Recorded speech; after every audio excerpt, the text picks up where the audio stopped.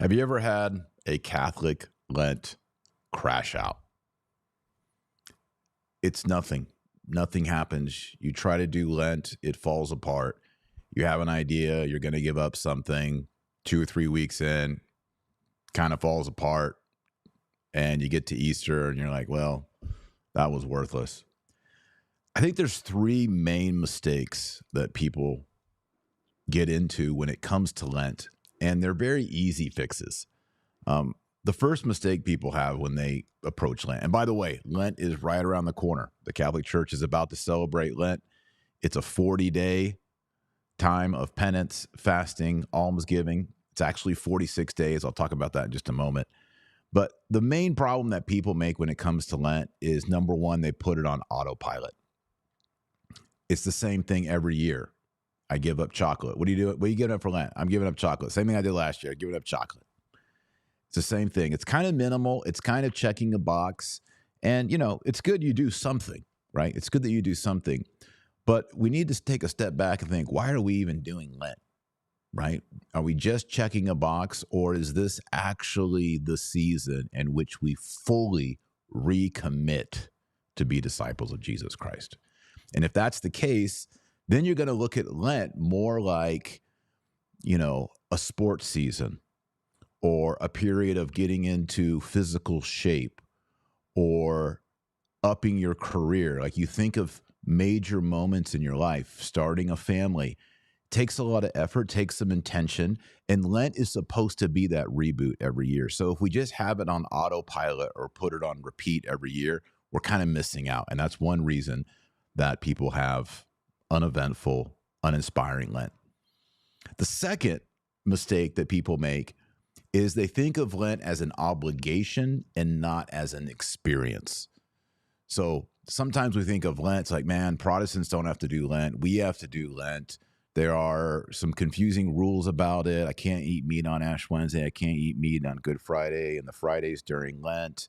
And then I can only eat so much food on Ash Wednesday and so much food on Good Friday.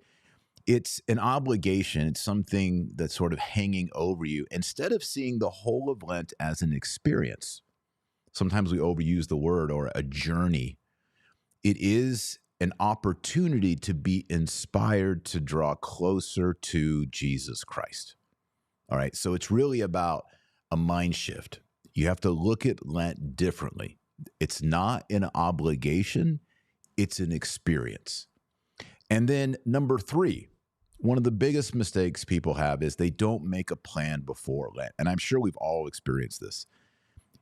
It's the Sunday before Ash Wednesday, and the priest mentions it in the homily. And you're like, oh, Lent is already now? Lent starts in a few days. Or even worse, it's Tuesday night and someone says, hey, what are you doing for Lent? You go, no, I haven't even thought about it. I don't even have a plan. That is way too late. You need to put down a plan. And like all goals and resolutions, you need to write it down, and it needs to be measurable. Is it something that you're doing every day? Small, big, multiple things. It needs to be quantifiable, and you need to be able to keep track with it. That's why the Catholic Church structures it around a season with weeks and certain days and liturgical commemorations. It's like running a race, and there are mile markers along the way. So you need to plan out your way, and you need to check your pace. If you're running the marathon, what's my pace at this mile marker? What's my pace at the next mile marker? And of course, the finish line is the resurrection of Christ, the glory of Jesus Christ, our glory, our resurrection. Christ rose for our justification, feasting, celebration, joy, glory. That's what it's all about. So those are three things, three mistakes that people make. And I want to invite you. This little video is a teaser. It's an appetizer. I'm about to do a Catholic webinar called Do Lent Like the Saints. It's going to be a lot deeper than this. And I'm going to give you potential reading plans. We're going to look at the history of Lent, the origin of Lent, how it all got started. What did the early church do? What did the medieval Catholics do? How did it become easier over time? Why don't we eat meat, but we can eat fish? All of these questions. Why do we get ashes on our forehead? we're going to go really deep into the why questions, the why and how of Lent. So if you need help preparing for Lent and putting together a plan, I'm going to be offering a reading plan that you can use. It's to read the Gospel of Matthew and the Gospel of John. So you'll read the life of Christ twice. There's the 33-day consecration to Jesus through Mary. I'm going to be giving you some free books and tons of resources. This Catholic webinar is 100% free, and you're just going to get lots and lots of free resources. You can use all of them. You can use some of them. So I'd encourage you to join us in this Catholic webinar. Thousands have already registered. In order to join us, it's very easy. There's a link below me on YouTube. Click that link, register, and I'll see you in this Catholic webinar. You're not going to want to miss it. We did it last year. It was extremely popular, and we're doing it again this year because I think we as Catholics need to come together, inspire one another, encourage one another, and then set the bar a little bit higher and put together a plan so that this is not an obligation. This is an experience. An experience to what? To experience Jesus Christ.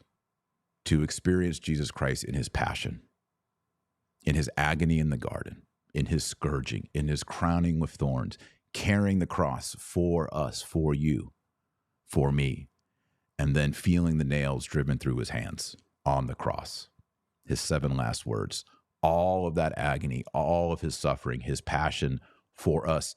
Lent is the experience of that with us coming into union with it. So if you need inspiration, if you need encouragement, and you need some resources and some plans, all free, join us in this Catholic webinar. Do Lent like the saints. That's the name of the webinar. Click the link in the show notes below. Sign up, and I'll see you in there. And remember, our Lord Jesus Christ says you're the light of the world and the salt of the earth. So go out there and be salty. I'll see you in the webinar shortly.